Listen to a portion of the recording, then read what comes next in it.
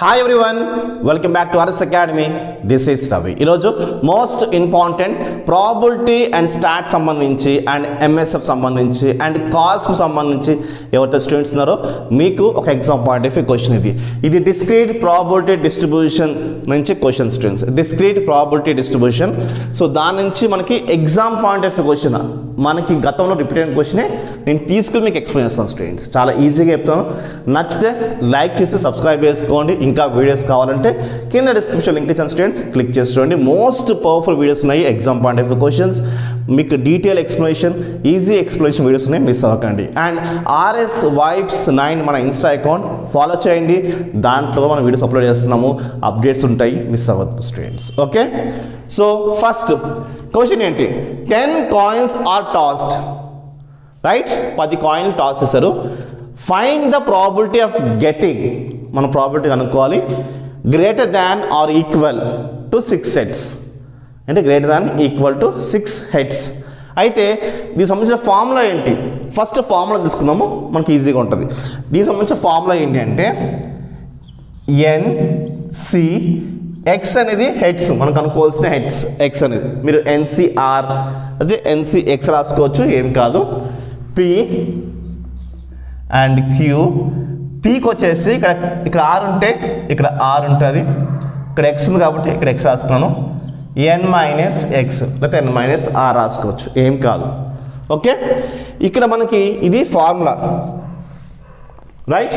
Some wise చూసుకుంటే మనకి P అంటే ఏంటి? పి అంటే హెడ్స్ కోసం మాట్లాడుతున్నాం. సో పి వచ్చేసి హెడ్స్. హెడ్స్ ఎన్ని ఉంటాయి? ఒక కాయిన్ పైకి ఎగరేసినప్పుడు హెడ్ రావచ్చు, టేల్ రావచ్చు.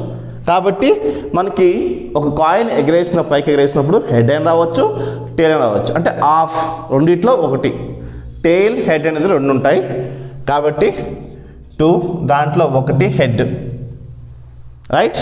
ఇక్కడ మీకు అర్థం కావడం కోసం హెడ్ అని రాస్తున్నాం. Okay, q is equals to, అది కూడా హాఫే కదా, అది కూడా హాఫే మనకి. టేల్ అని రాసుకోండి. ఓకే, సో మనకి ఇక్కడ పి అనేది ఏమో హెడ్స్, క్యూ అనేది ఏంటి మనకి టేల్స్. ఈ ఎక్స్ అనేది ఏంటంటే మనకి కనుక్కోవాల్సిన నెంబర్ ఆఫ్ హెడ్స్. ఏంటి? ఎక్స్ అనేది నెంబర్ ఆఫ్ హెడ్స్. ఎన్ అనేది ట్రయల్స్, మనం ఏం ట్రయల్స్ చేస్తున్నాం అనేది. ఓకే, సో మీకు ఇక్కడ క్లియర్ మీకు అర్థమైంది కాబట్టి. ఓకే, అయితే ఇచ్చిన కండిషన్ ఏంటి? Greater than equals to 6 heads. ఈ కండిషన్ మైండ్ పెట్టుకోండి. ఏంటి? Greater than equals to. కాబట్టి ఈ కండిషన్ దగ్గర మనం రాయాలి. అంటే ప్రాబిలిటీ ఏంటి? P of X greater than equals to 6 ఇలా రాసుకోవాలి. X greater than equals to 6. దీని తగ్గట్టుగా మనము తీసుకోవాలి ఇప్పుడు, రైట్? అంటే చూడండి, P of X greater than equals to 6 కాబట్టి అంటే ఎన్ని ఉంటుంది ఇంట్లోని? P of X is equals to 6, ఎందుకంటే ఈక్వల్ ఉంది కాబట్టి, right? Plus P of X is equals to 7. ఎందుకు 7? ఎందుకు 7 అంటే ఎక్స్ వాల్యూ గ్రేటర్ దాన్ 6, 7 తీసుకోవచ్చు. అంటే 6 అనేది గ్రేటర్ దాన్ 7 అనేది గ్రేటర్ దాన్ 6 కాబట్టి. ప్లస్ పి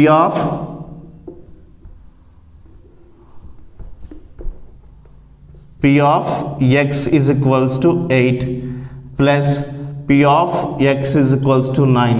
అలాగా ఎన్ని తీసుకోవాలి? మనకి 10 కాయిన్స్ అని చెప్పారు కాబట్టి 10 తీసుకోవాలి. P of X is equals to 10, right?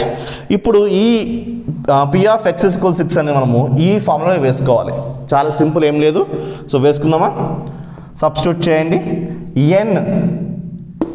ఎన్ అంటే మనకి ఎన్ని ఉన్నాయి? ఎన్ని కాయిన్స్ ఉన్నాయి? సో మనకి పి ప్రాబిలిటీ, క్యూ ప్రాబిలిటీ వచ్చింది.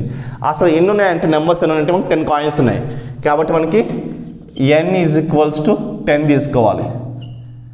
ఎన్ ఈజ్ ఈక్వల్స్ టు 10. ఎక్స్ కనుక్కుంటాం మనం. ఓకే, సో కాబట్టి 10 సి. ఓకే, ఇక్కడ ఎక్స్ ఇక చూడండి, ఎక్స్ ఈజ్ ఈక్వల్స్ టు 6 అనుకోండి, అంటే 6 వస్తుంది. 6 పి ఏంటి? పి వచ్చేసి హాఫ్ అంటే హెడ్స్. 1/2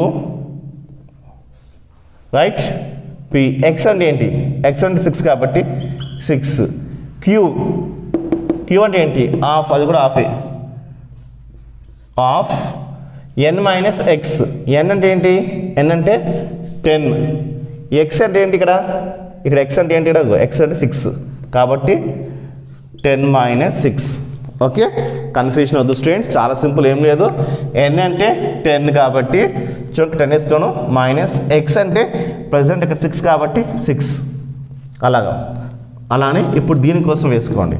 సో 10c6 వచ్చింది కదా, ఇప్పుడు 10c7 వస్తుంది రైట్. ఎందుకంటే n ఏంటి, ఇప్పుడు n 10 అది ఫిక్స్. ఎక్స్ మాత్రం ఇక్కడ ఏముంది, 7 ఉంది, నెక్స్ట్ 8 ఉంటుంది, నెక్స్ట్ 9 ఉంటుంది, నెక్స్ట్ 10 ఉంటుంది. ఇది మీరు మైండ్లో పెట్టుకోండి. ఓకే, పి అంటే కామన్ 1/2.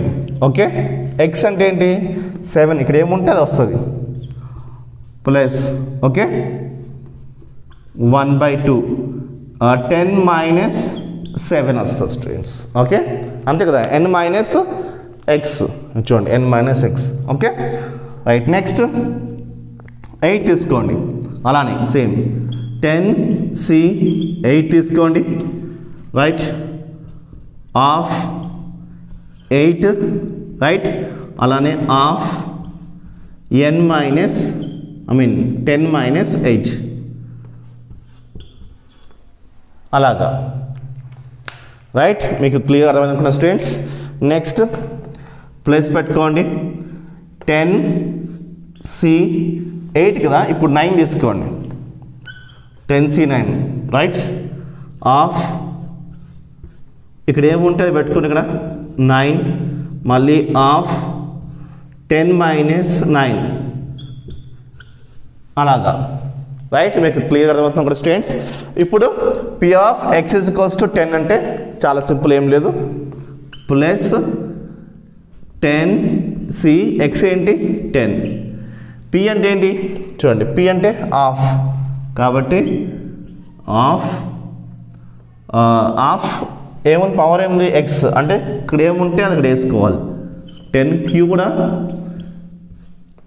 n మైనస్ ఎక్స్ ఉంది రైట్, n మైనస్ ఎక్స్ అంటే ఏంటి 10 మైనస్ 10 వేసుకోవాలి, 10 మైనస్ 10. అంత సింపుల్ స్టూడెంట్స్. ఇక్కడ దాకా వచ్చారంటే మీకు 50% మార్క్స్ ఇవ్వాలి. దీని తర్వాత ఫర్దర్గా చాలా సింపుల్, ఏం లేదు, చాలా అంటే చాలా సింపుల్గా ఉంటుంది. ఇక్కడ చూడండి, ఇక్కడ చూసుకోవాల్సింది అంటే 10 మైనస్ 6 ఎంత మనకి 4 వస్తుంది, గమనించండి. 10 మైనస్ 6 మనకి 4 వస్తుంది కాబట్టి నేను ఇక్కడ 4 రాస్తున్నా. ఇంకొక స్టెప్ రాయాలి మీరు, ఇక్కడ మీకు అర్థం కావడానికి ఈజీగా ఉంటుంది, రాస్తున్నాను. 10 మైనస్ 7 ఎంత మనకి 3 వస్తుంది, 10 మైనస్ 8 ఎంత మనకి 2 వస్తుంది, 10 మైనస్ 9 ఎంత 1 వస్తుంది, 10 మైనస్ 10 ఎంత 0 వస్తుంది. ఇలా వస్తుంది స్టూడెంట్స్. ఓకే, క్లియర్గా మీకు అర్థమైపోయింది స్టూడెంట్స్. అయితే 10c6 తీసుకోండి, 10c6 తీసుకున్నాను. ఇక్కడ హాఫ్ ఉంది, ఇక్కడ హాఫ్ ఉంది right. When base are equal power should be added, 6 + 4 10 అవుతుంది, అలా తీసుకోవచ్చు. అంటే హాఫ్ 10 తీసుకోవచ్చు స్టూడెంట్స్, ఇలాగా రైట్. మీకు క్లియర్ అవుతుంది అనుకుంటా students. Next 10c7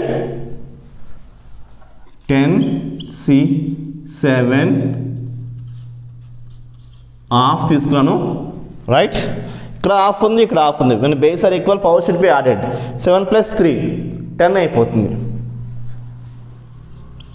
next 10c8 చూడండి, 10c8 when base are equal power should be added, 8 + 2 10 half 8 + 2 ఎంత మనకి 10 ఇలా వస్తుంది students. Any doubts? So next 10c9 plus 10c9 అదేవిధంగా హాఫ్, అదేవిధంగా మనకి 10 అయిపోతుంది. ఎందుకంటే 9 + 1 ఏమైపోతుంది మనకి, 9 + 1 10 అయిపోతుంది. నెక్స్ట్ 10c10 10c10కి ఏమవుతుంది మనకి 1 వస్తుంది. 10c10 1 అయిపోతుంది. అక్కడ 1 into half to the power of 10 plus 1 into half to the power of 10 ఇలా వస్తుంది స్టూడెంట్స్. ఓకే, ఇక్కడ మీరు గమనించాల్సిన విషయం ఏంటంటే ఇది ఇది ఇది ఇది ఇది బయట తీయండి, కామన్ తీసుకోండి. సో కామన్ తీసుకోవడానికి ఏమొస్తుంది అంటే 1/2 టు ద పవర్ ఆఫ్ 10 ఇలా వస్తుంది. చాలా సింపుల్గా మీకు అర్థమవుతుంది కూడా స్టూడెంట్స్. ఖచ్చితంగా లైక్ చేయండి అర్థమవుతే, రైట్? మీరు లైక్ చేస్తే సో ఇది ఎవరికి అవసరం ఉందో వాళ్ళకి వెళ్తారు స్టూడెంట్స్. ఓకే, అండ్ మాకు కూడా ఎంకరేజ్మెంట్ ఉంటుంది, మీకు మరిన్ని వీడియోస్ తీస్తాము. 10c6 right. సో ఇది మనం కామన్ తీస్తాం అంటే బయట తీసేస్తున్నాము. ఇంకేం మిగులుతుంది? 10c6 ప్లస్ ఇది 10c7 plus 10c8 plus 10c9 plus 1 ఎక్కడి నుంచి వచ్చింది అని కన్ఫ్యూజ్ అవ్వకండి. ఇక్కడ 1 కనిపిస్తుంది కదా, ఈ 1 ఇదిగోండి. ఇది మనం బయట తీసాం, కామన్ తీసాం. ఇది మనం బయట తీసేసాం, ఇది బయట తీసాం. బయట తీసేసిన తర్వాత ఇది ఇది ఇది ఇది ఇది ఇక్కడ రాసుకోండి స్టూడెంట్స్. చాలా సింపుల్. అయితే మనకి ఇంత పెద్ద నెంబర్ ఉంది కదా, అంటే 10(6) అనేది కొంచెం పెద్ద నెంబర్గా ఉంది కదా, దాన్ని రాసుకోవచ్చు 1/2 టు ద పవర్ ఆఫ్ 10. ఇది యాస్ రాస్తున్నాను. ఇప్పుడు 10కి 10లోంచి 6 తీసి ఎంత మిగులుతుంది మనకి? 4 అంతేనా? లేదా ఇప్పుడు ఈ 6 10 అవ్వాలంటే ఎంత కావాలి? 4 కావాలి. 10c4 ఇలాగా 10c4 ఇలా ఈ రెండు వాల్యూస్ ఈక్వలే, ఈ రెండు వాల్యూస్ ఈక్వల్. దీని బదులు రాసుకోవచ్చు అలాగా. ప్లస్ చూడండి, ఇప్పుడు 10 ఉంది ఇలా, ఈ 7 10 అవ్వాలంటే ఎంత? 3 కాబట్టి 10c3 అలాగా. ఈ 10కి 10లోంచి 8 తీసేసేయండి, 2 మిగులుతుంది. 10c2 ప్లస్ 10c1 అంతే కదా. 10లోంచి 9 తీసేస్తే 1 మిగులుతుంది ప్లస్ 1. ఇలా ఎందుకు సార్ ఇలానే సాల్వ్ చేస్తే బాగుంటుందా అనుకోవచ్చేమో. ఇలాగైతే చాలా ఈజీగా సమ్ అయిపోతుంది, అంటే చాలా ఈజీగా సమ్ అయిపోతుంది స్టూడెంట్స్ ఇలాగైతే. ఓకే, చూద్దామా? ఇప్పుడు 1/2 పవర్ ఆఫ్ 10 అంటే 1024 అంటే 1024 వస్తుంది స్టూడెంట్స్. ఓకే, సో తర్వాత మనం అది రాసేసుకోండి, రైట్? తర్వాత చూద్దాము. ఇప్పుడు ఇది ఎలా రాసుకోవచ్చు అంటే గమనించండి, పైన ఏముంది? 10 కాబట్టి n కాబట్టి అది ఇలా వేసేసుకోండి, 10 ఫ్యాక్టోరియల్ అని వేసేసుకోండి, రైట్? గమనించండి, ఇక్కడ 4 ఉంది కదా, ఈ 4 యాస్ ఇక్కడ వేసేసుకోండి, 4 ఫ్యాక్టోరియల్ అని ఇక్కడ వేసేసుకోండి. 10 - 4 ఎంత? 10 - 4 6 ఫ్యాక్టోరియల్ ఇలా రాసుకోవాలి, అలాగా సింపుల్. ఓకే, సో మీకు ఫార్ములా ఇక్కడ రాస్తున్నాను స్టూడెంట్స్, గమనించండి. ఇక్కడ మీకు ఫార్ములా తెలియదు కాబట్టి రాస్తున్నాను. NC ఇది R అనుకుందాం, NCR ఈజ్ ఈక్వల్స్ టు అంతే కదా, ఇది NCR. ఈ NCR ఫార్ములా ఎలా రాసుకోవచ్చు అంటే n factorial R factorial n - R factorial ఇలా రాసుకోవచ్చు. n factorial by R factorial n - R factorial రాసుకోవచ్చు. ఓకే, ఇప్పుడు దీన్ని రాయండి, n ఫ్యాక్టోరియల్ అంటే 10 ఫ్యాక్టోరియల్. ఓకే, ఇక్కడ 3 ఉంది కాబట్టి 3 ఫ్యాక్టోరియల్. 10 - 3 ఎంత? 10 - 3 7 ఫ్యాక్టోరియల్ ఇలా వచ్చింది స్టూడెంట్స్. ఓకే, ఇప్పుడు నెక్స్ట్ ప్లస్ 10 ఫ్యాక్టోరియల్. ఓకే, ఇక్కడ 2 ఫ్యాక్టోరియల్, రైట్? 10లో నుంచి 2 తీసేస్తే 8 ఫ్యాక్టోరియల్ అలాగా students. Okay, next plus 10 factorial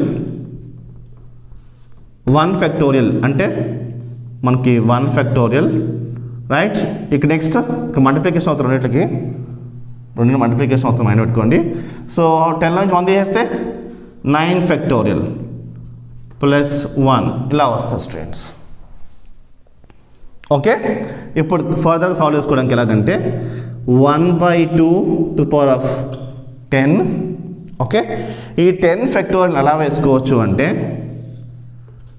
10 into 9 into 8 into 7 into 6 factorial అంటే 6 దాకా ఆపుకుంటున్నాను కాబట్టి 6 ఫ్యాక్టోరియల్ బై 4 ఫ్యాక్టోరియల్ అంటే ఏంటంటే 1 into 2 into 3 into 4 ఫ్యాక్టోరియల్ ఈ ఇంటూ 6 ఫ్యాక్టోరియల్ ఇంటూ 6 ఫ్యాక్టోరియల్. ఇది క్యాన్సిల్ అయిపోతుంది అలాగా. Okay, plus